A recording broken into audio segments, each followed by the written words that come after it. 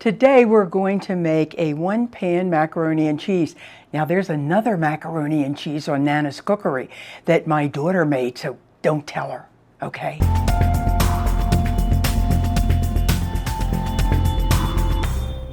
Hi, Gloria Donahue, or known as Nana on Nana's Cookery, and it's good to have you back in the kitchen.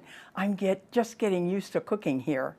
This is an interesting macaroni and cheese dish because it's basically one pot.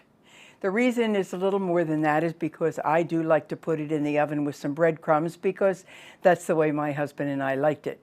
But it's unusual. It's actually a Paula Deen recipe that I have just modified a little.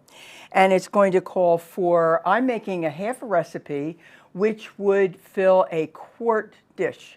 For my husband and I, that would be dinner with stewed tomatoes. But for a family of 4, if it were a side dish, that would be enough for 4. You would start with 1 cup of elbow macaroni, just your regular elbow macaroni. And then we're going to be dealing with cheese, an egg, which is unusual, heavy cream, which is unusual, a little bit of mustard, and maybe a little bit of hot sauce. Well, we're going to put our macaroni and cheese together. I have cooked macaroni in boiling water, and it's probably maybe 8 or 9 minutes. I would test it. I would kind of taste it. And I have grated 6 ounces of cheese. Now, I did a mixture of cheddar and American. You could put some pepper jack in there. I would look around, see kind of whatever you have. Maybe not mozzarella because it's so stringy, but it's fun to fool around with different cheeses. I grated it in my processor because it's much easier to stir cheese into something when it's in smaller pieces. So if you don't have a processor, use either a hand grater or certainly cut it into small pieces because you're going to want it to melt quickly without the heat getting too high. Now I'm going to drain the macaroni and we'll finish. Now what's different about this macaroni is that normally now you'd be making a separate white sauce with some flour, with some butter, and then some milk or cream. This is a little different. This says mix an egg with the cheese and heavy cream. Now she calls for this recipe, this would be about a quarter plus 2 tablespoons. I'm going to put a full half cup of heavy cream in because I'm going to bake the macaroni and that dries it out a little bit. So if you're doing something that you would just normally serve from the stove and you're going to put it in the oven to bake for a while, I would add a little liquid because I think that helps. So we're going to mix the heavy cream and the egg and the cheese. And I should have gotten a fork.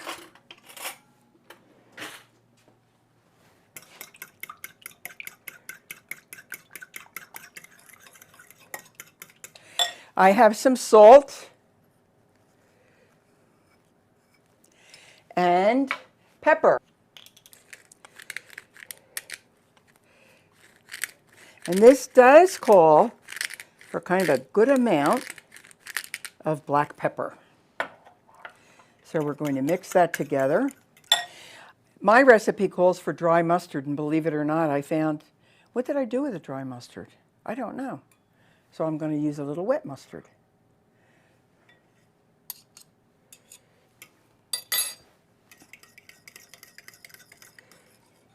And now I'm going to put the cheeses in. Again, that was 6 ounces of cheese. And this is enough to fill a quart dish.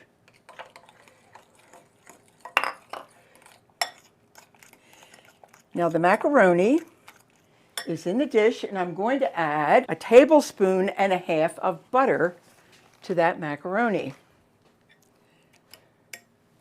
And of course, the butter is going to start to melt because the macaroni is hot. Now, while I'm doing this, I am also melting butter on the stove to do my breadcrumbs.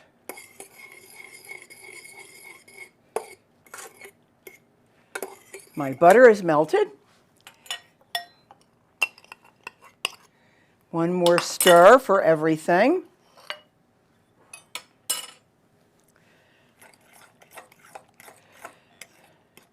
And we're going to put this back in the pan. And this makes the difference. As I said, usually you'd be doing a white sauce in another pan, but this macaroni and cheese is just a little different. And because the cheese was grated, it's going to melt quickly. You don't want to put big lumps of cheese in this because it just... Now I'm going to add a little, called for cayenne again. This is my first time cooking in my kitchen, and I realized I don't have everything I thought I had, although I always tell you, make sure you have everything. I'm going to try a little Tabasco sauce. Just give it a little, and again, you know, you can always flavor things the way that look good to you. And before I do anything with it, I'm going to taste it, because you might want to change the seasoning a little bit. No, I think that's good. I'm going to put that in my dish. The other thing, when you're working, if you can, try and clean up as you go along. Especially if you're doing more than one thing. Somehow it gets to look very cluttered when you've got all these dirty things around. Sometimes, like when I was creaming for a cake, well, that's a good time. You can leave the mixer and you can put some things away. Put things in soapy water, etc. Put away your flour or your sugar or whatever. You don't want to be overcome with nervousness. You want it to be a pleasure when you cook and when you bake. I melted just a little bit of butter in a little frying pan at a low heat. You don't want to burn it. And I'm going to put in some seasoned panko crumbs. You can use breadcrumbs, whatever. I just want to put a little topping on that macaroni and cheese before it goes in the oven. Our macaroni and cheese is ready to go into the oven. I just melted some butter and browned a little bit of panko crumbs and put on top. Sometimes I even add a little extra grated cheese, but I wasn't thinking about that when I grated the cheese, and I only grated 6 ounces. So I didn't tonight. I'm going to put it in at 350.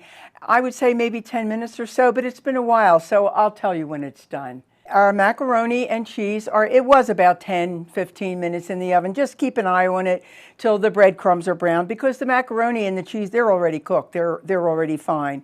I thank you again so much for coming to the kitchen. I do enjoy it. Bye-bye.